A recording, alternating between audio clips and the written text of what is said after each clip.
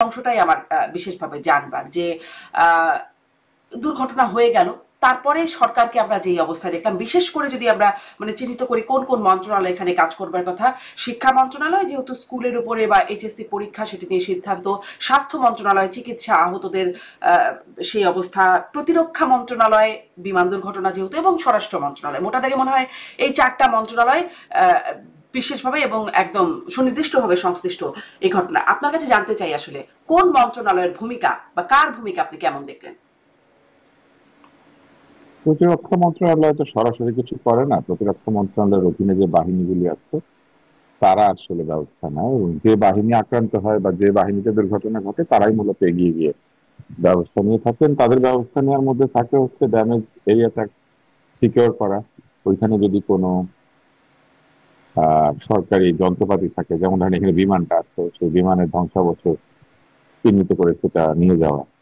তারপর যদি সেখানে কেউ আহত নিহত হন যিনি সরকারি কর্মচারী বা বাহিনী কর্মচারী, তাহলে তাদেরকে চিকিৎসা ব্যবস্থা করা, অথবা মৃত্যুবরণ করলে সেই মৃতদেহ উদ্ধার করা, এইসব হচ্ছে তাদের কাজ। আর এর পাশাপাশি পরবর্তীতে তারা যদি কেউ ক্ষতিপূরণ প্রাপ্তির ব্যাপার থাকে, দাপ্তরিক বিষয়গুলি থাকে, সেগুলো তারা করে থাকেন। স্বাস্থ্য মন্ত্রণালয় মূলত এই জায়গাতে চিকিৎসার দায়িত্বটি পালন করার কথা, কারণ যারা পুড়ে গেছেন, দগ্ধ হয়েছেন, বা যারা মৃত্যুবরণ করেছেন তাদের পোস্টমর্টেম, তাদের চিকিৎসা, তাদের বার্ন ম্যানেজমেন্ট, তাদের অন্যান্য যেসব অসুবিধা হয়েছে সেগুলি স্বাস্থ্য মন্ত্রণালয়ের অধীনে।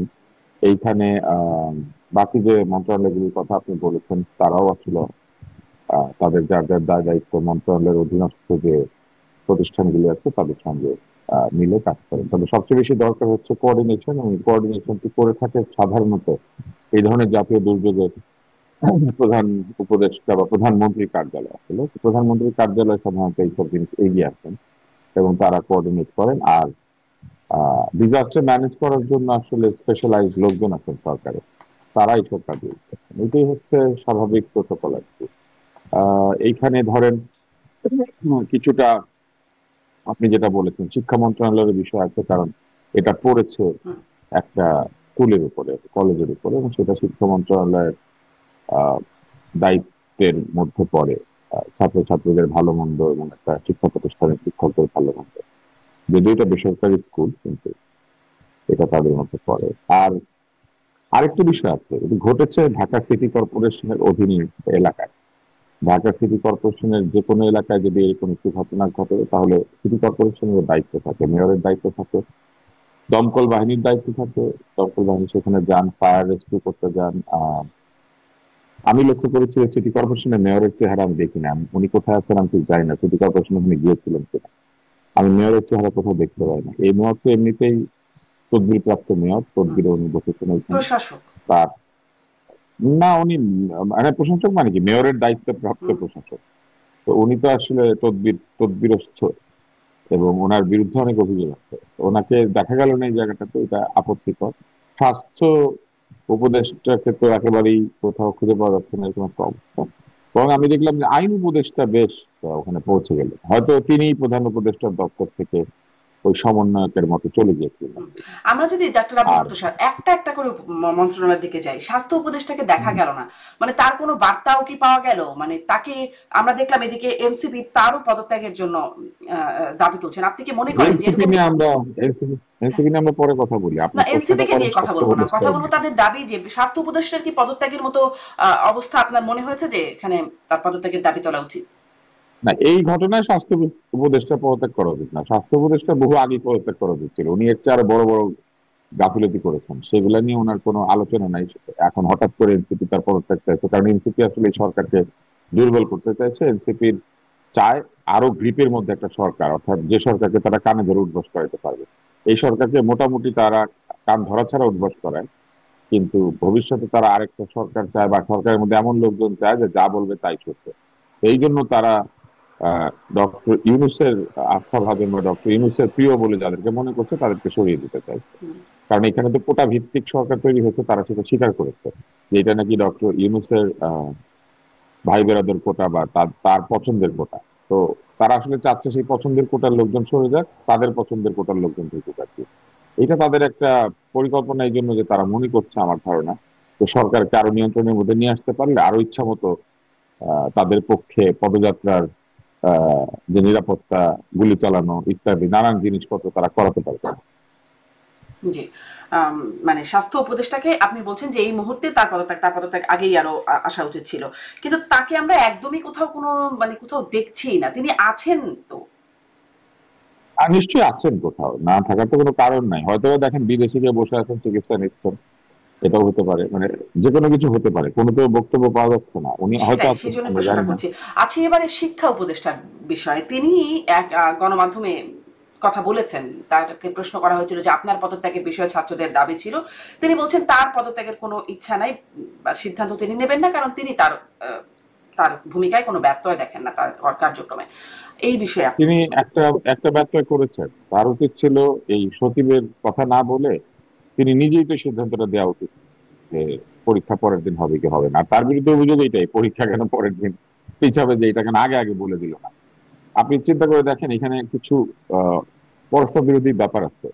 যেমন ধরেন, যারা বলছে পরীক্ষা কেন টাইমলি পিছিয়ে দিল না, এরা যদি পড়াশোনা করা ছাত্রই হতো, তাহলে পরীক্ষার পড়াশোনা বাদ দিয়ে কিংবা ওই দিন শোক প্রকাশ বাদ দিয়ে তারা গিয়ে সচিবালয়ে ঘেরাও করে তার পদত্যাগ দাবি করতো। এদের পড়ালেখা নাই, এদের আর পরীক্ষা নাই, নাকি এটাই শেষ পরীক্ষা ছিল? তো হুম। এরা কি আসলে আদৌ ছাত্র কিনা, বা যদি ছাত্র হয়ে থাকে এরা কি আসলে পরীক্ষায় পাশ করতে চায়, নাকি এসব হুজ্জত করে পরে অটো পাস নিতে চায়? কারণ এই সরকারের তো ঐতিহ্য আছে অটো পাস দেওয়ার।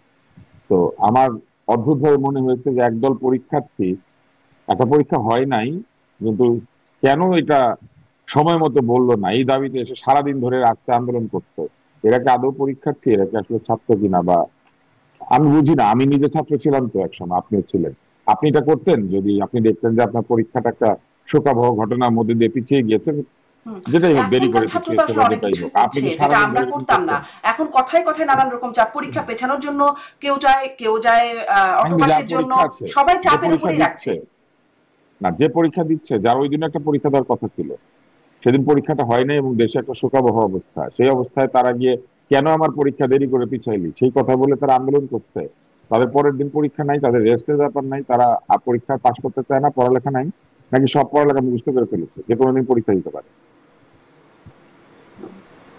মানে আপনি চিন্তা করে দেখেন, এটা অবাস্তব।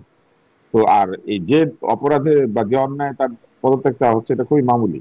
আমি মনে করি না যে শিক্ষা উপদেষ্টার পদত্যাগের দাবি করার মতো কোনো অন্যায় কিছু করেছেন। বরং আমার কাছে মনে হয়েছে যে তিনি আসবার পরে যে এনসিপির যে একটা লোক গাজী সালাউদ্দিন তানভীর এবং তার সহচরেরা আহ, যে ছিলেন, যারা টেক্সট বুক বোর্ডে বসে কাগজের দুর্নীতি করছিলেন, এদেরকে যে সরে যেতে হয়েছে দুদকে, তাদেরকে জিজ্ঞাসাবাদ করা হচ্ছে, আমার তো মনে হয় যে সেই ক্ষোভের বহিঃপ্রকাশই। হুম।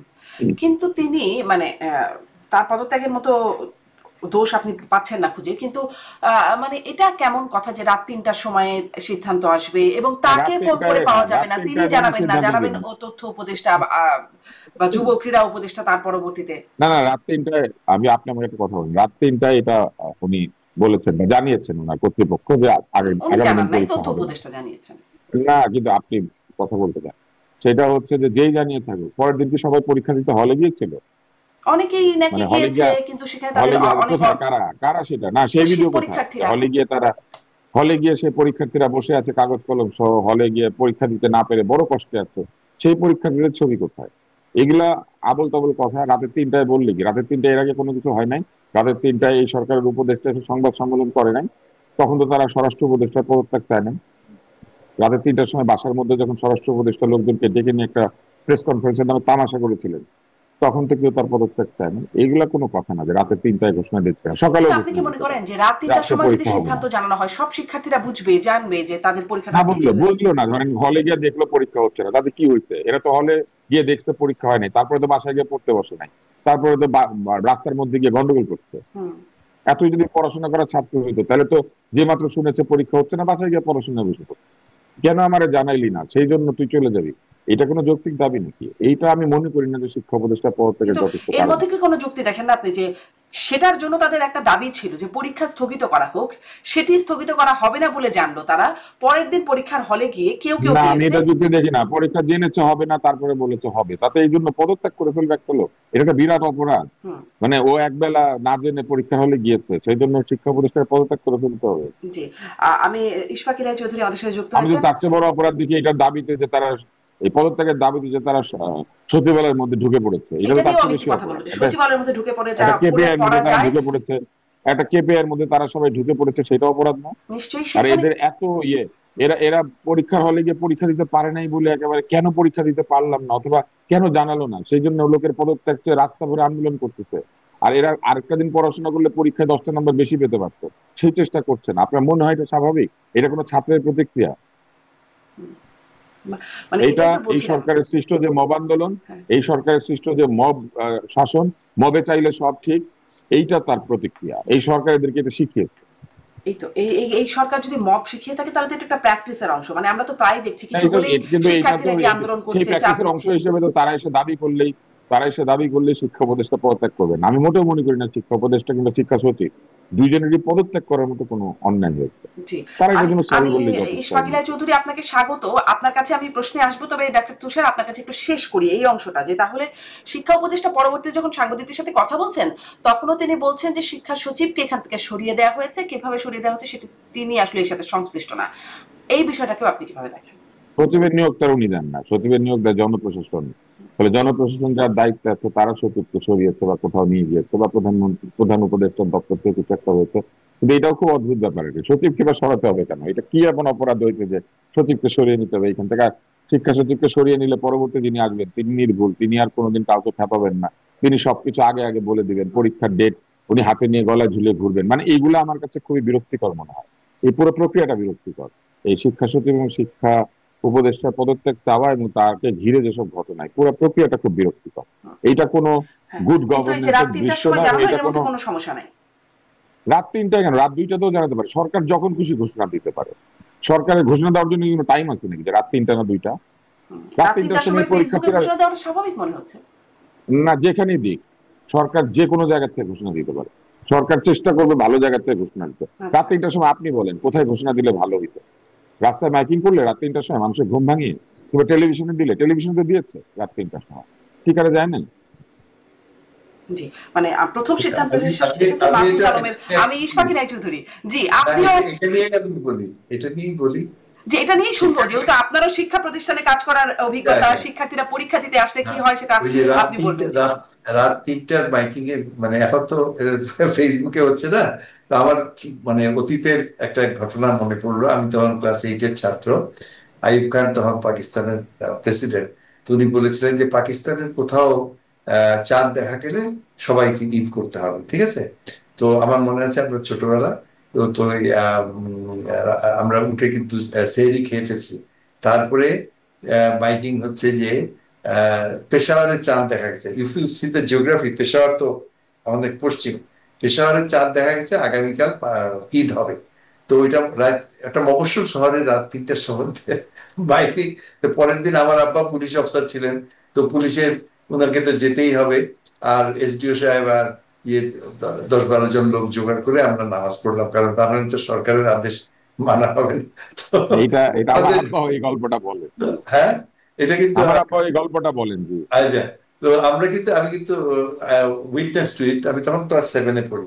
তো এই এই ধরনের দিস শোজ দ্য অ্যাকচুয়ালি আজকের এই একবিংশ শতাব্দীতে, ইয়েস, রাত 3টার সময় যদি ডিসিশন হয়, মানে আমি বলবো যে আম, এটা পুয়ার গভর্নেন্স তো বটেই। আর কিন্তু ছাত্রদের রিয়াকশন, এটা তো আমাদের ফসল। এসি ছাত্ররা যে সচিবালয়ে প্রথম ঢুকলো কখন, ওই যে ক্লাস 8 আর 9-এর ছেলেকলা গিয়ে ঢুকে তারা দাবি আদায় করে অটো প্রমোশন নিয়ে আসলো, ইউসি। এবং এই তারপর থেকে যে কত অর্গানাইজেশন যে সচিবালয় ভেঙে ঢুকছে, ও রাস্তা, যমুনার রাস্তা দখল করে, বা আমাদের এই যে আর্ট কলেজের বিশ্ববিদ্যালয় করার জন্য ঢাকার একটা রাজধানীতে যে কি নাগরিক দুর্ভোগ আমরা ইয়ে করছি। এরপরে কোনো বিদেশি আসবে বাংলাদেশে ইনভেস্ট করতে? আমার তো মনে হয় পাগলও আসবে না। আমরা actually we are now witnessing some unprecedented governance issue in Bangladesh. আমি আমার ইউনিভার্সিটি, আমি এখন ইস্ট ওয়েস্টে আছি, বিশ্বাস করেন, অত্যন্ত আপনার ফ্রন্ট লাইনের তারা যোদ্ধা ছিল। এবং রামপুরা টিভি এগুলাতে তারা ব্লক করে তারা অনেক কিছু করেছে, কিন্তু আজকে তারা one of the most frustrated, desperate তারা। আমরা কিন্তু 13 তারিখে, 13 আগস্টে আমরা বাংলাদেশ জাতীয় সঙ্গীত গেয়ে ওই মুক্তিরও সংগ্রাম যত গান টান গেয়ে আমরা কিন্তু সব ক্লাসে চলে আসছি। তারপরে ক্লাস হয়েছে, পরীক্ষা হচ্ছে, নতুন আরেকটা সেমিস্টার, সেখানে অ্যাডমিশন টেস্ট হচ্ছে, অনুষ্ঠান, রবীন্দ্র জয়ন্তী হচ্ছে, মানে এভরিথিং ইজ রানিং নর্মাল। এবং তারা বলে যে এই লোকগুলো তাদেরকে এখন ঢুকতেই দিবে না। তাদের কথা হচ্ছে আমরা এদেরকে ঢুকতে দিব না, আমাদের শিক্ষা কিন্তু আমরা চালিয়ে যাবো। এবং সত্যি মানে আমাদের তার পাশে BRAC university exactly the same, north south. But this তাদের মানে রাস্তায় যারা ছাত্র নেতা বলে দাবি করছে, হ্যাঁ ছাত্র নেতা বলে দাবি করছে, আমি এইমাত্র আরেকটা চ্যানেল থেকে আসলাম, সেখানে এই ধরনের চেহারা যারা ছাত্ররা তাদেরকে চেনেও না, দেখেও নাই, কিন্তু তারা এখন হর্তাকর্তা বিধাতা, কিন্তু তাদের ডাকে কিন্তু এখন সাধারণ ছাত্র যাবে না। এবং বিশেষ করে private university, private medical college, এগুলো তারা তারা ভীষণভাবে ডিসিলিউশন উইথ দি হোপ। ইউসি, যখন যেদিন আমার এখনো মনে আছে রাত্রেবেলা শহীদ মিনারে যখন জাতীয় সঙ্গীত হলো, ধনধান্যে পুষ্পে ভরা গান, লক্ষ লক্ষ লোক, ইউসি ইট ওয়াজ এন ইমোশনাল মোমেন্ট। সেখান থেকে কিভাবে দেখেন আস্তে আস্তে আস্তে আস্তে ফিল্ডটা কিন্তু অন্যদিকে চলে গেছে। এখন শুধু I mean it becomes highly political for me to say, but whole thing is now either it is without direction or it is going in the wrong direction. এবং সেগুলোর প্রতিফলন এই যে আপনার অ্যাক্সিডেন্টের পরে যে রেসপন্স যেগুলো হলো, সেগুলো সবখানেই আমাদের অব্যবস্থা এবং মানে চরম। আপনি বলছেন ছাত্র উপদেষ্টাদের মানে ছাত্র নেতাদের কথা, তাদের কথা এখন আর আসবে না, যারা আসলে গণ অভ্যুত্থানে ছিলেন। এবং গণ অভ্যুত্থানে যারা ছাত্রদের পাশে বা ছাত্রদের পক্ষে যারা তখন ছিলেন, আমি ডাক্তার তুষারকে একটু শুনি এখানে, যে তখন আমরা দেখেছি ডক্টর আসিফ নজরুল, বর্তমান আইন উপদেষ্টা, তারা ছিলেন আন্দোলনকারীদের পাশে, এখন তারা দায়িত্বশীল ক্ষমতাসীনদের পাশে। তখন আসলে তারা দাঁড়িয়ে যেরকম স্লোগান দিতেন, এখন তাদেরকে দেখে ছাত্রদের মধ্য থেকে ভুয়া ভুয়া স্লোগান আসছে, মাইলস্টোনের কথা বলছে। এবং তারা 9 ঘন্টা সেখানে অবরুদ্ধ ছিলেন, 2 দফা বের হবার চেষ্টা করেছেন, বের হতে পারেন নাই। এই বিষয়টা আসলে কেমন মনে হয় যে মানে 1 বছরের মাথায় উল্টে গেল? এই সরকার যখন ক্ষমতা এসেছেন, এসেই তারা যেটা করেছেন, তারা এই ছাত্রদের একটি পক্ষকে প্রবলভাবে মাথায় তুলে তোষণ করেছে। আমাদের বাবা মার কথা যদি চিন্তা করেন, বা অভিভাবকদের কথা বা শিক্ষকদের কথা, তারা আমাদেরকে একবেলা আইসক্রিম খেতে দিলে দ্বিতীয় বেলা কিন্তু দেন নাই। ঠান্ডার দিনে বলেছেন যে আইসক্রিম খেলে ঠান্ডা লাগবে, খাবে না। আমরা যদি পরীক্ষার আগে উল্টাপাল্টা খাওয়া দাওয়া করার চেষ্টা করতাম, বলতেন না পরীক্ষার সময় কোনো আবল তাবল খাওয়া যাবে না, কারণ পেট যদি নষ্ট হয় পরীক্ষা খারাপ হবে। মানে এই যে ওনারা আমাদেরকে না বলতেন শুরুর দিকে, এই সরকার কোনো কিছু তাদেরকে না করে নাই, যা বলে তাতেই হ্যাঁ, যেদিকে বলে সেদিকে মাথায় নেড়েছে। এমন একটা ভাব করেছে, বলেছে এরা আমাদের নিয়োগকর্তা, এদের কথা শুনতে হবে, এদের সঙ্গে থাকতে হবে, মেটিকুলাস ডিজাইন করেছে, তারপরে মাস্টার মাইন্ড আছে, এগুলা বলেছে। সারাক্ষণ মাথায় হাত বুলেছে, পিঠে হাত বুলেছে, বুলিয়ে এমন একটা অবস্থা করেছে যে এখন ওরা যাই চায় মনে করে যে এইটাই তাদের পেতে হবে, এটা দিতেই হবে তাদেরকে। তারা তাদের যে কোনো ন্যায় অন্যায়, ন্যায্য অন্যায্য যে কোনো দাবিকে মনে করে যে এটা একটা নির্দেশ, এবং সেই নির্দেশ তামিল করতে সরকার, রাষ্ট্র, প্রশাসন সবাই বাধ্য। কেউই এই ধরনের কোনো অন্যায্য আদেশ নির্দেশ, অনুরোধ, উপরোধ মানতে বাধ্য না। এখানে যা কিছু ন্যায়সঙ্গত, যা কিছু বাংলাদেশের জন্য ভালো, সেইটা করতে হবে। সেটা যদি যে কেউ এসে চায়, সেখানে মাথা নেড়ে তাদেরকে হ্যাঁ ভাইয়া, ঠিক ভাইয়া, জি ভাইয়া বলার যে সংস্কৃতি তৈরি করা হয়েছে, এটা এই সরকার করেছে। এবং করার ফলে যে ঘটনাটা ঘটার কথা ছিল সেটাই ঘটেছে। আমরা যখন তখন কথা বলেছি যে আমাদের ভালো চায় না, এখন যখন আবার কথা বলছি, এখন বলবে কি জানেন, এখন বলবে না এখনো আমাদের ভালো চায় না, এখন সরকারের ভালো চায়। ঘটনাটা সেইটা না, এই পুরো পরিস্থিতিটা ঘটতে দেওয়া হয়েছে। এবং এখন তারা যে কোনো দাবি দাওয়া নিয়ে তারা হাজির হয়ে যাচ্ছেন, এবং তারা বলার চেষ্টা করছেন আমাদের কথা না শুনলে তুমি চলে যাও, আমরা আরেকজনকে বসাই দিব। দেশ তো ছেলে খেলা করার জিনিস না। আপনি ছেলে হতে পারেন, হাতে মোয়া নিয়ে ঘুরতে পারেন, কিন্তু দেশ তো কারো মোয়া না যে এটা সে হাতে নিয়ে ঘুরবে। দেশ কিন্তু বাংলাদেশের সবার।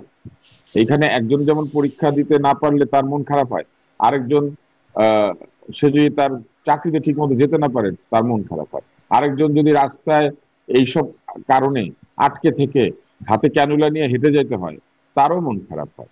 ফলে কারোই কোনো অধিকার নেই অন্যের জীবনযাত্রাকে বিপর্যস্ত করা, এবং সেই বিপর্যস্ত করার প্রক্রিয়া তারা করেছেন। যেখানে সেখানে গিয়ে পদযাত্রা শুরু করে দিয়ে যেমন তেমন জায়গাতে নিরাপত্তা হুমকি ঝুঁকি তৈরি করে তারা মানুষজনকে রাস্তায় আটকে রেখে, আমরা দেখেছি ক্যানোলা হাতে লাগানো রোগী ক্যানুলা হাতে দিয়ে হেঁটে চলে যাচ্ছে, কারণ যেতে পারছে না, বন্ধ।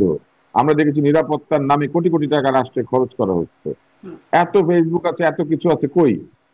তখন তো এরকম পদযাত্রা করার দরকার হয়নি, হঠাৎ তাদের পদযাত্রার ভূত মাথায় চাপলো কেন? চেপেছে কারণ তারা আসলে মূলত তাদের ক্ষমতার প্রদর্শনী করতে চাইছেন, জি, তারা দেখাতে এই চাইছেন যে তারা ক্ষমতা সবকিছু প্রদর্শনের সাথে আমি নিয়ন্ত্রণ একটা করেন। প্রশ্ন একটু আপনাকে যোগ করব এবং একটা। এই ক্ষমতার প্রদর্শনী হচ্ছে রাজনীতি। যখন এই এই আন্দোলন হয়েছিল, গণ অভ্যুত্থান হয়েছিল, তখন আমরা একটা সুশাসন চেয়েছিলাম। আমরা চেয়েছিলাম যে আমাদের এখানে আমাদের জীবনযাত্রা বিঘ্নিত হবে না। আগে যেমন লোকজন ভিআইপি ভিভিআইপি আমাদের জীবন বিঘ্নিত করতো, সেটা করবে না। আমরা চেয়েছিলাম যা ঠিক সেইটা করবে সরকার। আমরা চেয়েছিলাম যা সত্য সেটা উচ্চারণ করবে গণমাধ্যম। আমরা দেখলাম যে এরা এসেই প্রথমে গণমাধ্যমের মধ্যে ঢুকে পড়ে এর চাকরি যাবে, ওর চাকরি যাবে, একে হুমকি তাকে হুমকি দিতে শুরু করেছেন। এখন হুমকি দিতে দিতে এখন নিজেদের উপদেষ্টাদেরকে হুমকি দিচ্ছে। জি, আমি একটু একটু প্রশ্ন একটা যোগ করতে চাই এখানে, যে এই যে রাজনীতি, তাদের রাজনীতি, তাদের পদযাত্রা, তাদের ক্ষমতা প্রদর্শনের কথা বলছেন, এইখানে একটা দেখলাম আমরা, মানে এই ঘটনার মধ্যে রাতের বেলা বৈঠক হলো, প্রধান উপদেষ্টা প্রথমে 4 দলের সাথে বৈঠক করলেন, তার মধ্যে জামাত ইসলাম, বিএনপি, এনসিপি এবং ইসলামী আন্দোলন, এই 4টি দল। আমরা যে ছবিটি একটা দেখলাম, এই এই বৈঠক সম্পর্কেও কথা বলবো, কিন্তু ওই যে ক্ষমতা প্রদর্শন বা তাদের রাজনীতির জায়গাটা একটু, এই জায়গাটা একটু শুনতে চাই, যে সেখানে আমরা যে ছবি দেখলাম, ফটো সেশন যেটি হলো, সেখানে দেখলাম সবাই আইডি ঝুলিয়ে আছেন। সেখানে বিএনপির 2জন নেতা, জামাতের 2জন নেতা, ইসলামী আন্দোলনের নেতা, সবাই গলায় আইডি ঝুলিয়ে আছেন। এনসিপির 2জন নেতা, নাহিদ এবং আখতার, এই 2জন ছিলেন, তাদের গলায় কোনো আইডি ছিল না। মানে এর আগেও আপনিও কথা বলেছেন যে যখন প্রধান উপদেষ্টা পদত্যাগের কথা ভাবছেন তখন কথা বললেন নাহিদকে ডেকে। মানে তারা কি আসলে তাদের যাতায়াত, তাদের বিষয়টা কি খুব বিশেষভাবে দেখানো হচ্ছে? না, আপনি কি খেয়াল করেছেন বিশেষভাবে ছবিটা? দেখানোর বিষয় না, এটা তো একটা পক্ষপাত। হ্যাঁ। আমাদের প্রধান উপদেষ্টার দপ্তর শুরু থেকে এনসিপির প্রতি পক্ষপাত করছে। সবাই এখন মনে করে যে এনসিপি হচ্ছে সরকারি দল। হুম। আমি নিজেও মনে করি, এবং এটা মনে না সরি, করা। Sorry to say add here, NCP তো এখনো রেজিস্টার্ড কোনো দলই না, না। হুম, হুম। তাই না? জি, রেজিস্ট্রেশন ওরা তাদের রেজিস্ট্রেশন হয়নি। পায় না। উনি জি যখন না, ওরা বলবেন যে রেজিস্ট্রেশন আমি পায়। রাজনৈতিক দলের সাথে আলোচনা করছি, সেখানে সেখানে তো এনসিপি ঢোকারই কথা না। কারণ তারা এখনো তো রিকগনাইজ রাজনৈতিক দলই না। Am I right? I don't know. না, আপনি ঠিক বলেছেন, কিন্তু প্রধান উপদেষ্টা নিজে প্রথমে যখন তিনি এসে বক্তৃতা দিয়েছেন, উনি বলেছেন ছাত্রদের দল করা উচিত, ছাত্রদের উনি দল করার উৎসাহ দিয়েছেন। তারপরে নিজের উপদেষ্টা মন্ডলী থেকে একজনকে পাঠিয়ে দিয়েছেন ছাত্রদের দলের সভাপতি হওয়ার জন্য। তারপরে উনি যখন তখন তাদের সঙ্গে মিটিং করেন সবার আগে, এবং এইখানেও অনিবন্ধিত এনসিপি কে তিনি ডেকে নিয়ে হুম। বাকি 3টি বৃহৎ দলের সঙ্গে তাদের সঙ্গে আলাপ করেছেন। এখন আহ তিনি বিএনপি কে ডাকিয়েছিলেন। ডি ফ্যাক্টো আর ডি জিওর। হ্যাঁ, ডি ডিফ্যাক্টো তিনি তাদেরকে জিওর না হলেও ডি ফ্যাক্টো। হ্যাঁ, তিনি ডিফ্যাক্টো অথবা তিনি তার নিজের সিদ্ধান্ত অথবা তার তার সাথে যারা আছেন সকলের সিদ্ধান্তে তারা এই দলটিকে বাংলাদেশের একটি বৃহৎ দল হিসেবে নিজের থেকে স্বীকৃতি দিয়ে দিচ্ছে। ভোটে আসুক, ভোটে এসে তারা ভোটে প্রমাণ করুক যে তারা অনেক ভোট পেয়েছে এবং তারা সত্যি সত্যি বাংলাদেশের দ্বিতীয়, তৃতীয়, চতুর্থ বৃহত্তম দল। তারপরে এই আলাপটা হতে পারে। উনি যে কোনো আলোচনা এনসিপি কে ডেকে নিয়ে করেন। বাংলাদেশে কি এই ছাত্রদের রিপ্রেজেন্টেটিভ শুধুমাত্র এনসিপি, বা এটা কি আসলে ছাত্রদের দল? যদি ছাত্রদের দলই হয়ে থাকে, তাহলে এরা যখন বড় হবে তখন এরা কাদের দল হবে? ধরেন কত বছর পরে এরা ছাত্রদের দল থাকবে না। এই দলটা নিজেদেরকে ছাত্রদের দল, বিপ্লবীদের দল, নানান দল বলে বলতে থাকে। এখানে কি যারা আছেন সবাই বিপ্লবের সঙ্গে জড়িত ছিলেন? বিপ্লব কি মাঠে যারা করেছেন তারা বিপ্লবী, নাকি ফেসবুকে যারা করেছেন তারা বিপ্লবী? স্ট্যাটাস দিলে বিপ্লবী হওয়া যাবে, নাকি মাঠে গেলে বিপ্লবী হওয়া? এই দলটা বহুদিন থেকে বলছে আমরা কিছু হলে আমরাই জুলাই সনদ দিয়ে দিব। বাংলাদেশের হয়ে, মানে পুরো জাতির হয়ে সনদ দেওয়ার অধিকার তারা পেয়েছে। গোটা জাতি তাদের পিছনে দাঁড়িয়ে আছে, তারা সেটা বলতে চান। তাহলে এগুলো সবই অ্যানোম্যালাস বিষয় বলি, এবং এই অ্যানোম্যালাস বিষয় আমাদের প্রধান উপদেষ্টা এবং তার আশেপাশে যারা আছেন তারা এটা তৈরি হতে দিচ্ছেন এবং দিয়েছেন। জি। এই যে আইডি ছাড়া তারা দাঁড়িয়ে আছে, দেখলে মনে হয় যে এরা সব প্রধান উপদেষ্টা ডান হাত বাম হাত। এটা তো একেবারে খুব একটা বাজে দৃশ্য। এটা তো আমরা দেখতে চাই না। ওইখানে যদি প্রোটোকল থাকে সবাই আইডি পড়বেন, সবাই আইডি পড়বেন। জি। নিয়ম কারণ কি একজনের জন্য একরকম, আরেকজনের জন্য আরেক রকম? আমি একটু এখান থেকে ইশফাক ইলাই চৌধুরী আপনার কাছ থেকেও একটু এই মন্তব্য শুনতে চাই। এই যে ছবিটার কথা আমি বলছিলাম, আমি একটু খুঁজেও বের করছিলাম কথা বলতে বলতে, যে এই ছবিটার কথা বলছিলাম যেখানে প্রধান উপদেষ্টার পাশেই নাহিদ ইসলাম আছেন, পেছনে উপদেষ্টারা দাঁড়িয়ে আছেন, সামনে রাজনৈতিক নেতারা দাঁড়িয়ে আছেন। রাজনৈতিক নেতা যারা, সবার গলায় আইডি ঝুলানো আছে, শুধুমাত্র নাহিদ ইসলাম এবং আখতার এই 2জনের গলায় নাই। আর নাই হচ্ছে উপদেষ্টাদের বা সরকারের ব্যক্তিদের। মানে তারা কি সরকারের মধ্যে? এটাই আসলে বোঝানোর একটা জায়গা। তাই তাই তো হচ্ছে। এবং ওই যেটা আগে প্রথম প্রশ্ন করলাম, যে উনি বলেন বড় দলদের সাথে কথা বলেছেন, তো চাইলে এনসিপি যদি বড় দলই হয়, এনসিপি তো এখনো ইলেকশন কমিশন তো তাকে রিকগনাইজই করেনি, তাদের না আছে কোনো গঠনতন্ত্র, না দে হ্যাভ গট কোনো ইলেকশন সিম্বল, একটা পার্টির যে ইয়েগুলো থাকতে হবে সেগুলো তো তারা মিট করেনি হয়তো, সেই জন্য তারা এখনো ইয়ে নয় মানে। কিন্তু কথা হচ্ছে ওই যেটা ইয়ে বললেন যে ডিফ্যাক্টো আর কি, তারা রিকগনাইজ নিজেকেই নিজে ডিক্লেয়ার করে দিয়েছে। দেখেন আপনার ওই দিক কুমিল্লা চিটাং থেকে আসার সময় তাদেরকে আর্মার্ড কার, তারপরে সোয়াট টিম, বাংলাদেশের নিরাপত্তার যত ওই ইয়ে ছিল, অর্গানস ছিল, র্যাব ট্যাব সব পাহারা দিয়ে আনা হয়েছে। এত পাহারা তো উপদেষ্টারাও কোনোদিন পায়নি। তো এখন রিয়েলিটি আর কি। তো এখানেও তো আসলে, যদিও আমি আসলে অন্য বিষয় নিয়ে কথা বলবো, কিন্তু আপনিও প্রতিরক্ষা বাহিনীরই অংশ, সেখানে এই যে তাদেরকে এত নিরাপত্তা দেয়া, এই সিদ্ধান্তটা কি সেনাবাহিনী আসলে কিভাবে নেয়? আমি তো এখন ধরেন আমি একজন অবসরপ্রাপ্ত, বহুদিন ধরে অবসর, আমি তো ভিতরের খবর জানিও না, রাখার চেষ্টাও করি না, কারণ এটা ঠিকও না। তবে এটা ডেফিনেটলি যদি একজন দেশপ্রেমিক এবং সেনাবাহিনীকে যদি সে সত্যি ভালোবাসে, তখন তাকে এই ধরনের পুলিশ ডিউটি দেওয়াটা তার তার প্রাইডে একটা আঘাত করবে। তার তার যে গর্ব, যে ইউনিফর্মের গর্ব, তার র্যাঙ্কের গর্ব, এখানে আঘাত করবে। কিন্তু এখন ধরেন কমান্ড তাকে মানতেই হচ্ছে, কিন্তু এগুলোরও একটা রিয়াকশন অনেক সময় হয়, ওইগুলো হওয়া উচিত আমাদের। অ্যাজ নূর সাহেব বলছিলেন যে আমরা তো হোল আইডিয়াটা ছিল যে গভর্নেন্স আরো ভালো হবে, প্রশাসন যেসব ইউনো দুর্নীতি বলুন, আমাদের প্রশাসন অদক্ষতা বলুন, এই যে পরশুদিন এটা ঘটেছে, সরকার বললো যে এটা অনেকবার বলছে যে পুরোনো গাড়ি বাসগুলো ঢাকা শহরে চলবে না। ঠিক আছে, কারণ এরকম আমার জানা মতে কোন রাজধানী, কোন ইভেন আফ্রিকা, হয়তো মালি বা ওই ওই ধরনের দুই একটা দেশ ছাড়া, আমি তো দুই একটা আফ্রিকান দেশেও গেছি, মানে রাজধানী শহরে এত পচা বাস কোথাও নেই, পাবলিক সিস্টেমের নেই। তো ওরা করলো কি, 10-12টা বাস সকালে ইয়ে করলো, সিজ করলো, ব্যাস বাস মালিক সমিতি এবং এরা এসে ঘেরাও করলো, এটিয়ে তারপরে আবার সব চলে গেল ওই গাড়ি ছেড়ে। এইভাবে যখন অদক্ষতা এবং মানে ইয়ে চলছে, আপনার এনবিআর কি হচ্ছে এখন, এনবিআর আপনার ঘুষের রেট বেড়ে গেছে, বুঝছি। ইনকাম ট্যাক্স এখন আমরা যারা ইনকাম ট্যাক্স দেই, ব্যক্তিগতই হোক আর ইনস্টিটিউশনাল হোক, we know that there is no change except things have become worse. তো সিটি কর্পোরেশনের তাই অবস্থা, মানে আপনি কোথায় ইয়ে করছেন, সর্বক্ষেত্রেই নানান অচল অবস্থার কথা বলছেন। আপনি বলছিলেন যে রাস্তাঘাটে যে বাস চলছে, যে অচল ধরনের বাস চলছে, সেগুলো না চালালেও মানে সমস্যার মুখে পড়তে হচ্ছে, ব্যবস্থা নিতে গেলে। যেটা আমি বলছি যে যে বিমানের ক্ষেত্রেও কি সেরকম কিছু ছিল কিনা, মানুষের মনে এরকম অনেক প্রশ্ন আছে। আমি এই বিষয়গুলো নিয়ে আপনার কাছে আসবো, আপনি আছেন আসলে মূলত এই বিষয়গুলো নিয়ে, আপনার কাছে বিশেষ করে প্রশ্ন আছে, আমার দর্শকরাও আপনার কাছে এই বিষয়গুলো নিয়ে প্রশ্ন করছে। কিন্তু ডাক্তার আব্দুল নূর তুষার ওই বিষয়টা একটু স্পষ্ট, মানে প্রধান উপদেষ্টা, প্রেস সচিব সহ আইন উপদেষ্টা, শিক্ষা উপদেষ্টা, তারা যে 9 ঘন্টা আটকে থাকলেন, তারপরে একটা ফেসবুক পোস্টও দিয়েছেন প্রধান উপদেষ্টার প্রেস সচিব। তিনি বলছেন যে আমরা চাইলে আরো আগেই ফিরে আসা যেত, কিন্তু উপদেষ্টারা বল প্রয়োগে আশ্রয় না নিয়ে শান্তিপূর্ণ সমাধান নিশ্চিত করতেই সেখানে ছিলেন। যখন পরিস্থিতি অনুকূল হয়েছে আমরা তখনই কেবল বিদায় নিয়েছি। এটি হচ্ছে প্রধান উপদেষ্টার প্রেস সচিব বলছেন। মানে এটি তার খুব একটা, এই অবস্থান কিভাবে দেখছেন? মানে তারা চাইলেই আসলে আরো আগেই ফিরে আসতে পারতেন, এই হচ্ছে তাদের অবস্থা। যদি আমরা 2 দফা বের হওয়ার চেষ্টা করেছিলেন, পারেন নাই।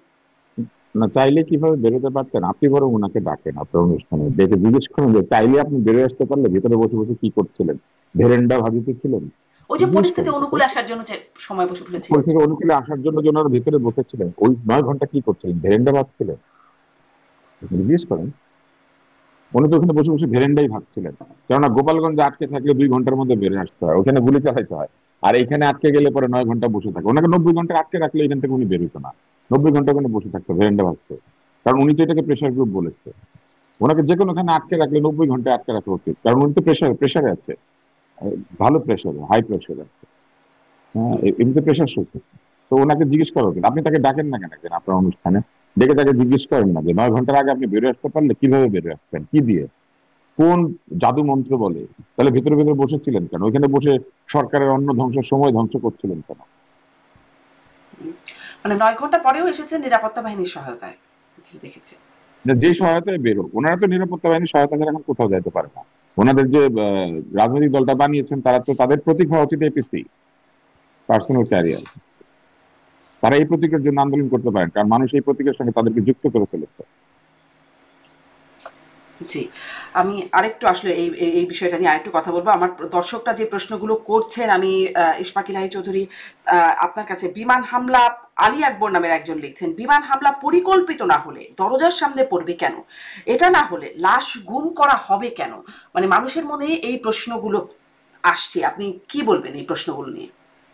বিমান হামলা, বিমান হামলা তো বিমান না, এই ব্যাপারে আমি একদম নির্মোহভাবে বলছি যে এটা তো একটা দুর্ঘটনা হয়েছে। কেউ তো, পাইলট তো নিজে, এটা কামিকাজি পাইলট না যে আমি স্কুলের উপরে গিয়ে পড়ে আমার নিজের আত্মাহুতি দিচ্ছি বল, তা তো না। এয়ারক্রাফটটা টেক অফ করেছে, টেক অফ করে ইট ডেভেলপ, এটা একটা টেকনিক্যাল সমস্যার সমাধান হয়েছে। He wanted to come back and land to save this aircraft and all. তা কিন্তু সেই যে যতটুকু যাওয়ার কথা ছিল তার আগেই সে পড়ে গেছে, এবং এয়ারক্রাফটটা ওই দুর্ভাগ্যবশত স্কুলে পড়েছে। ওখানে কিন্তু আপনার ওই স্কুলটা যদি আপনি ম্যাপে দেখেন, ওটা একদম এয়ারপোর্টের মানে গ্লাইড পাথের উপরে। আমরা যে এয়ারপোর্টে যখন ল্যান্ড করে বা টেক অফ করে, সবাই কিন্তু ওই স্কুলের উপর দিয়ে যায়। এবং গত 20 বছর আমাদের এই এয়ারপোর্ট চালু হয়েছে 1980 সাল থেকে, রাইট? 1980 সাল থেকে আজকে এই গত কত বছর হলো, 80 থেকে 2025, এই এত বছর, 30-40 বছর ধরে কিন্তু এইভাবেই চলছে এবং এখনো চলছে। এখনো এই মুহূর্তে স্কুলের উপর দিয়েই যাচ্ছে, আসতেছে, প্ল্যান করতেছে। বা আমাদের এইদিকে বাড়িধারা বলেন, নিকুঞ্জ বলেন, গুলশানের উপর দিয়ে তো ফ্লাইট গুলো যাচ্ছে। যখন এই এয়ারপোর্ট ডিজাইন হয়েছিল তখন তো এই এত বসতি ছিল না।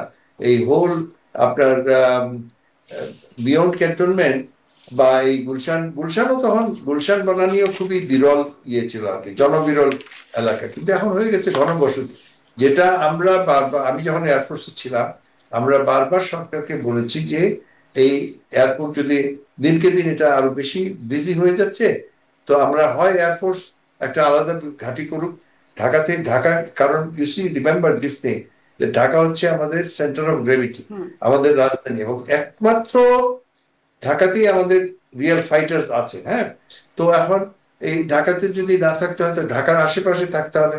আশেপাশে আমরা শ্রীপুর, ঘাটাইল, আপনার ইভেন এই যে বাম দিকে আপনার শ্রীনগর, যেখানে যে আড়িয়ল বিল এলাকা, একটু কম বসতিপূর্ণ যেসব জায়গায়। কারণ বাংলাদেশে একটা এয়ারফিল্ড করতে গেলে সব থেকে বড় প্রবলেম হবে যে জমি অধিগ্রহণ করা, এত ঘন বসতি, সেগুলো সম্ভব হয়নি। সরকারের কাছে অনেকবার এগুলো সার্ভে হয়েছে।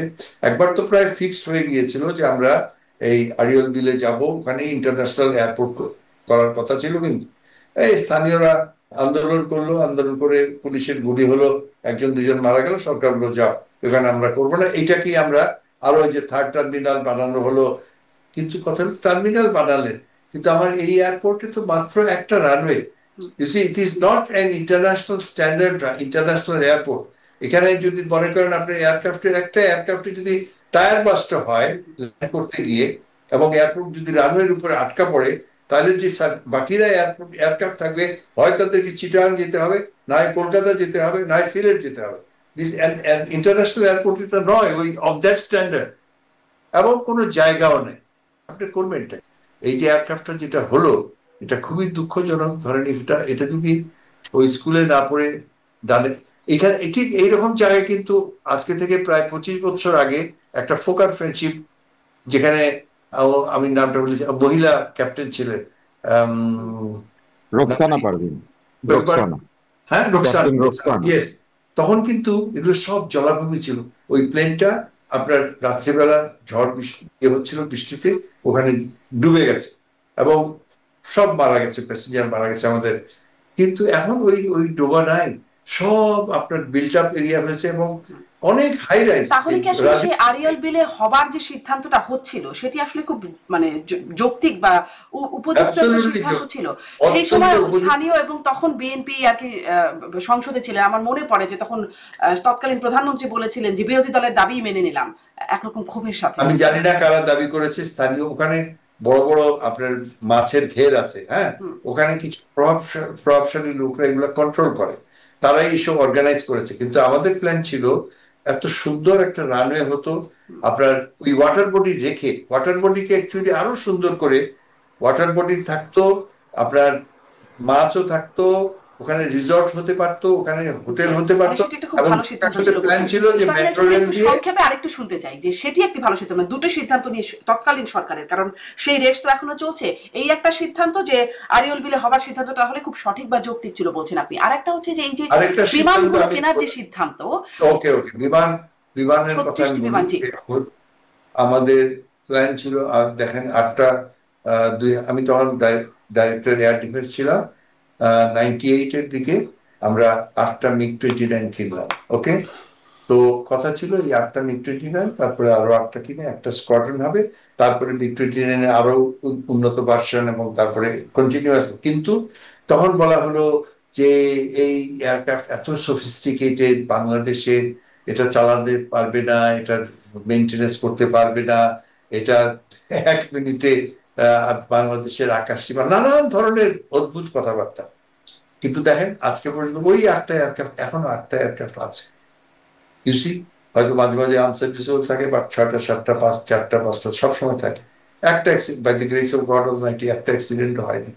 কিন্তু ওই 8টার পর থেকে আজ পর্যন্ত কোনো আধুনিক বিমান কেনা হয়নি। হ্যাঁ, F7 গুলো আমরা 1980 সাল থেকে অপারেট করছি, তবে F7 গুলোর উন্নয়ন হয়েছে। F7 প্রথম জেনারেশনে যে F7 কেনা হয়েছিল, পরের দিকে F7 যেটা এটা ক্র্যাশ করলো, F7B,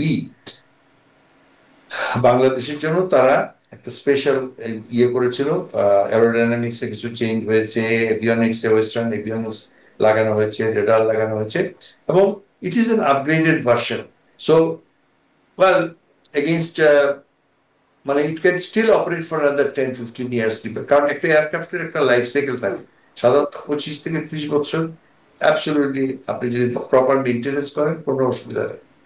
কিন্তু একটা টাইম আসে, ধরুন আপনি এটা তো একটা জেনারেশনের আগের জেনারেশন, এরপরে কয়েকটা ভার্সন এসে গেছে। এখন F-16 is also old now, F-35, Rafael,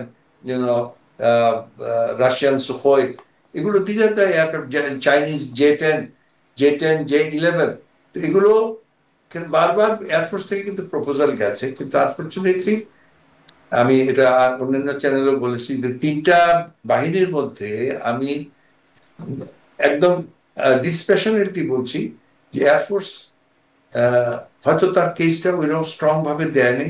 নেভির যেভাবে গ্রোথ হয়েছে বাংলাদেশে, আর্মির যেভাবে গ্রোথ হয়েছে, both in manpower and in equipment, এয়ারফোর্সের হয়তো ম্যান পাওয়ারের গ্রোথ হয়েছে, এয়ার ভাইস মার্শাল থেকে air marshal, air chief marshal হয়েছে, কিন্তু ফাইটিং যে পাওয়ার, আমরা ট্রান্সপোর্ট কিনেছি, হেলিকপ্টার কিনেছি, এগুলো ভালো, কিন্তু যে ফাইটিং যে এলিমেন্টটা which is fighter aircraft, bomber aircraft, এগুলোতে আমাদের ইনভেস্টমেন্ট হয় নাই, যার ফলে আজকে তাহলে একদম একটু সংক্ষেপে যদি এটার সামারি করি, যে তাহলে এই যুদ্ধ বিমান F-7 BGI যেটি বলা হচ্ছে, এই মডেল যেটি বিধ্বস্ত হলো, সেটি বা সেটির 36টি বিমান একসাথে কেনা হয়েছিল 2013 সালে বলে জানছি আমরা, সেই সিদ্ধান্তটা কি ভুল ছিল? মানে এরকম রাজনীতিবিদ এখন এটা বলছে ভাঙারি বিমান, পচা মাল কেনা হয়েছে। না, এটা নয়, কখনোই ওই ভাঙ্গারি কেউ বানায়ও না কেউ। আমরা অ্যাবসলিউটলি যে ধরেন হয়তো এইরকম চয়েস, আমি তো তখন বিমান বাহিনীতে ছিলাম না, আমি কিন্তু ওই সময়ই চলে আসছি, 2003-এ চলে আসছি, যে আপনি 36টা F-7 কিনতে পারেন, ওই দামে আপনি 10টা রাফায়েল কিনতে পারেন, অথবা ওই দামে হয়তো আপনি 6টা সুখোই কিনতে পারেন, because the more you go for the modernization you will also have to spend more money. আপনি জানেন এই যে এখনকার এই রাফায়েলের কথাই বললাম, এগুলো প্রায় $80-90 মিলিয়ন এক একটা পিস। তো আমাদের তো দ্য কিট ইজ স্মল, আমাদের যে বাজেটের সেখান থেকে আর্মিকে দিতে হবে, নেভিকে দিতে হবে, এবং এয়ারফোর্সের আমি বলবো যে প্রায়োরিটিটা তখন হয়। তবে যখনই যে প্লেনটা কিনবো সেটা তো আমি ফ্যাক্টরি থেকে ফ্রেশ আমি কিনবো, এবং যেসব রিকোয়ারমেন্ট আমাদেরকে আমরা দিব যে আমার এই এই জিনিস থাকতে হবে, এই এই ক্যাপাবিলিটিস থাকতে হবে। তো এখন যদি মানে দিস ইজ নট এইসব কথাবার্তা যেসব বলা হচ্ছে এগুলো ঠিক না। এয়ারক্রাফট যে ধরেন এই এয়ারক্রাফটটা সকালবেলা কমপ্লিট চেকিং করে যখন সবকিছু ইয়ে হয় তখন এটা চলে আসে অপারেশনে, পাইলট নিজে দেখে, নিজে ইয়ে করে সব ঠিকঠাক আছে। আমাদের প্রত্যেকটা এয়ারক্রাফটের একটা লগ বুক থাকে, কোন জিনিসটা কখন বদল হয়েছে সেগুলো সব ইতিহাস থাকে, যেটা এখন ইনভেস্টিগেটিভ যদি কোনো ফল্ট থেকে থাকে সেগুলো শাস্তি হবে। তারপরে এই এয়ারক্রাফটটা টেক অফ করে। কিন্তু তারপরেও দেখেন পৃথিবীতে এই যে সেদিন আহমেদাবাদে হলো বা তার আগে একটা সিরিজ অফ মনে আছে বোয়িং এর 727 or সামথিং, মানে একের পর এক অ্যাক্সিডেন্ট হচ্ছিল। পরে তারা দেখলো যে এটা কোন সমস্যা বোয়িং এর। তো তারপরে সারা পৃথিবীর ওই এয়ারক্রাফট গুলো গ্রাউন্ড করে ওটা চেঞ্জ করে। দেখো এগুলো তো হতে পারে, শেষ করার আগে আমি বলে নেই যে আমাদের প্রশ্ন করা উচিত, ওই কেউ প্রশ্ন করছে না যে এই স্কুলটা যে ওখানে হলো, এই স্কুলটা এই লাইনে একদম মানে জিরো লাইনে যে স্কুলটা হলো এটার পারমিশন ছিল কিনা, এবং এইটার কি কত তালা পর্যন্ত ছিল বা কি ধরনের, এবং আরো যেটা হচ্ছে সেগুলো নিয়ে সাবধান হতে হবে। অনেকে করে কি, হয়তো 10 তলার পারমিশন আছে, 16 তলার বানায় ফেলছে, হয়তো 4 তলার পারমিশন নিয়েছে ঠিকই, পরে আস্তে করে আরো 2 তলা বানাইছে, কোনো ইন্সপেকশন নেই, কোনো ইন্সপেকশন। একদম স্পষ্ট আপনার বক্তব্য, কিন্তু যখনই কোনো এরকম দুর্ঘটনা ঘটে তখনই আমরা এটা নিয়ে কথা বলি যেখানে পারমিশন ছিল কিনা, এবং কোনো কিছুরই আসলে পারমিশন ছিল না, সেটা অগ্নি দুর্ঘটনা হোক বা যেরকম দুর্ঘটনাই হোক না কেন, কোথাওই আমাদের দেশে পারমিশন থাকে না। অতএব এই প্রশ্নটাও খুব মানে একদমই সবখানেই প্রশ্ন করা যায় যে এই বাসার পারমিশন আছে কিনা, ওই বিল্ডিং এর পারমিশন আছে কিনা, 5 স্টার হোটেলের উপরতলা করা হলো তার পারমিশন আছে কিনা, সবখানে দেখা যাবে গোজামিল রয়ে গেছে। ডাক্তার আব্দুল নূর তুষার, এই মানে দুর্ঘটনা সম্পর্কেও যেই মানে নানান রকম কথা যে চলে আসছে, এই বিষয়গুলোকে আপনি কিভাবে দেখেন? এই সরকারের উপরে যে প্রভাব খাটান online activist YouTuber Pinaki Bhattacharya, তিনি একটা পোস্ট করছেন, তিনি বলছেন সেনাপতিদের দুর্নীতি অবহেলার করুণ পরিণতি দেশের জন্য কতটা ভয়াবহ হয়। এই শিরোনামে বলছেন, এটা ভুলে গেলে চলবে না যে সশস্ত্র বাহিনীর শীর্ষ কর্মকর্তাদের ক্ষমার অযোগ্য অবহেলার কারণে রাজধানীর ঢাকার মাইলস্টোন স্কুল এন্ড কলেজের ভবনের উপর বিমান বাহিনীর একটি প্রশিক্ষণ বিমান বিধ্বস্ত হওয়ার মতো একটি মর্মান্তিক দুর্ঘটনা ঘটতে পেরেছে। সাধারণ জনগণের প্রতি তাদের কোনো অঙ্গীকার, শ্রদ্ধা কিংবা দরদ নেই। তিনি আরো বলছেন, সশস্ত্র বাহিনীর তরুণ অফিসার সৈনিকদের প্রতিও এই সকল কর্মকর্তাদের কোনো দরদ বা দায়বদ্ধতা নেই। তিনি এটি বলছেন যে দুর্নীতি অযোগ্যতার কারণ। এটাকে আসলে আপনি কিভাবে মূল্যায়ন করছেন? দেখেন, দুর্নীতি এবং অযোগ্যতার কারণে কেউ তার নিজের জীবনকে বিপন্ন করে না। আপনি দেখবেন যে আমাদের সরকারি কর্মকর্তাদেরকে আমরা অনেক দুর্নীতিবাজ বলেছি, কিন্তু নিজেদের জন্য তারা খারাপ গাড়িটা কিনে না। সেরকম কোনো বাহিনী নিজের জন্য খারাপ অস্ত্র কিনা, নিজের জন্য খারাপ বিমান কিংবা খারাপ সাবমেরিনটা কিনবে না, কারণ এটা তো সে নিজে উঠবে যেতে। কেউ দুর্নীতি করলে কোথায় করে জানেন? দুর্নীতি করে অন্যের ব্যবহার হবে সেই জায়গাতে করে যেখানে তার নিজের তেমন যেতে হয় না। যেমন ধরেন লোকজন সেতু কালভার্ট এগুলোর উপরে করে, নিজের সেই এলাকার না, অন্য এলাকার, তো সে করতে থাকে দুর্নীতি। কিংবা ধরেন এমন একটা জায়গাতে দুর্নীতি করে যেটা করলে পরে 20-25-50 বছর ধরা পড়বে না, কারণ যে দুর্নীতি করে সেও কি ধরা পড়তে চায়? মানে এগুলা হচ্ছে পপুলিস্ট রিমার্ক। এগুলা করলে পরে ফেসবুকে দ্রুত লাইক শেয়ার হয়, ভিউ হয়, এগুলা করলে ডলার আসে, পাউন্ড আসে, কি আসে জানি না, আমি তো মনিটাইজ না, আসলে আমি ব্যাপারটা বুঝতে পারি না। কিন্তু আমার কাছে মনে হয় যে সবসময় উস্কে দেওয়ার একটা প্রবণতা ইউটিউবারদের মধ্যে আছে, ফেসবুকারদের মধ্যে আছে, এবং কিছু না জানা কোনো অপরাধ না, কারণ আমরা কেউই সবকিছু জানি না, কিন্তু একটু হোমওয়ার্ক করা যেতে পারে, একটু পড়াশোনা করা যেতে পারে। কারো কারো আগ্রহ থাকে যন্ত্রপাতির প্রতি, যেমন আমার ছোটবেলা থেকে এই যুদ্ধ বিমান, যুদ্ধ জাহাজ, গাড়ি এগুলোর প্রতি আমার একটা আগ্রহ আছে। আপনি নিশ্চিত খেয়াল করেছেন কোনো কোনো অনুষ্ঠানে আমার পেছনে অনেক গাড়ি সাজানো, এই গাড়িগুলো সব ছোট ছোট মডেল, কিন্তু এগুলো রেপ্লিকা।